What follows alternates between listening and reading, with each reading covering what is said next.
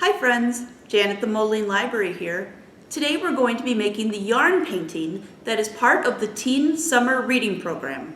If you're signed up, make sure that you get your materials in and pick up your prizes by August 7th.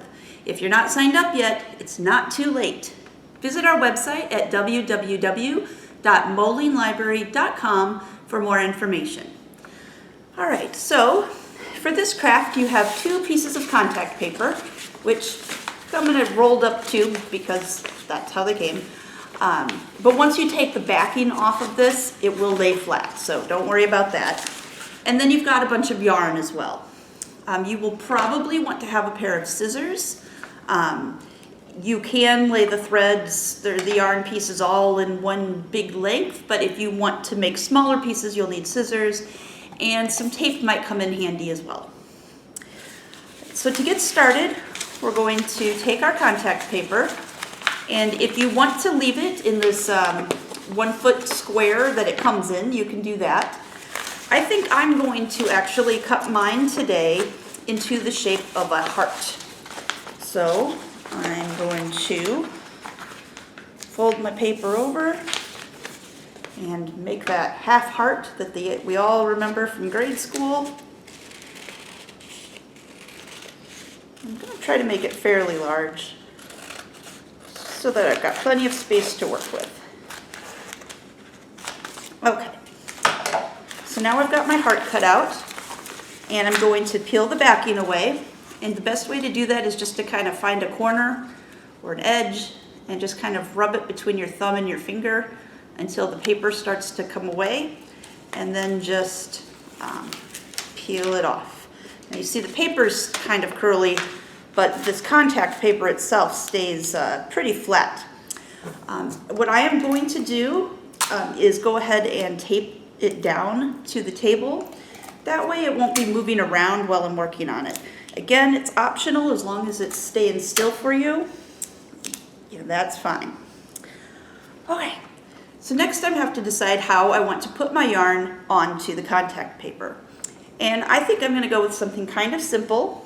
I'm going to start around the edges and just kind of outline it. If you plan to put a second piece of contact paper on top of yours to seal it in, make sure that you leave a gap around the edges. That's what seals it together. If there's no gap, if your string goes right up to the edge, it won't be able to seal to itself. So I'm going to go ahead and just start laying this down. And you'll notice that once you've laid it down, it's not completely stuck forever. So if you have it where you want it, you're going to want to kind of push down on it a little bit. And if you make a mistake, you can also pull it back up. So you see I can pull that right back up, and it doesn't really leave any threads or anything. So you're pretty safe to experiment.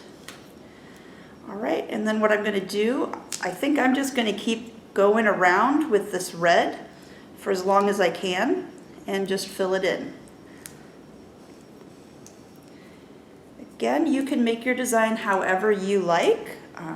If you look at my sample piece, you'll see that on that one, I did a bunch of like swirlies and some straight lines and filled in some different shapes. Anything goes here.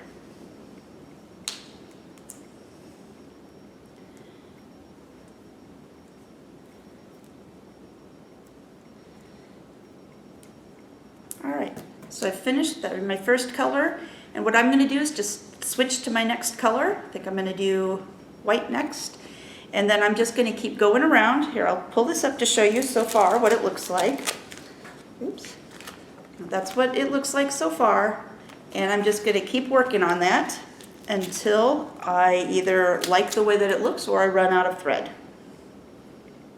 Alright, well now I've got all of the yarn down that I want, and you'll see in here that there are some places where it's kind of not stuck down all the way. So what I'm going to do is I'm just going to go in and make sure that I don't have any yarn that's on top of other yarn. Make sure that it's actually touching the contact paper, and just kind of push it down. Make sure it's all making contact and lying flat. And so I'm happy with that. You'll notice that mine has some spaces. You could be really careful and make sure that the yarn is getting right up, to the edge of the other yarn as you're putting it down. But it's really not necessary. It's okay to have those spaces too. So I'm just going to go ahead and take the tape off, and it should come off pretty easily, leaving me with those edges for my seal. All right, and then I'm going to take the other piece of contact paper, and I'm not going to worry about cutting this into the right shape, because once I get it on, I'm going to trim it off anyway. And it would be kind of hard to make sure I had exactly the right size and shape of heart as the one before. So, just going to take that, oops. One thing you don't want to do is let the contact paper stick to itself, which is what I just did. But I think I might be lucky, and it came off. All right, so then I'm just going to stick this down right on top of the other piece. And I'm going to go around and I'm going to seal those edges. Make sure that's nice and tight.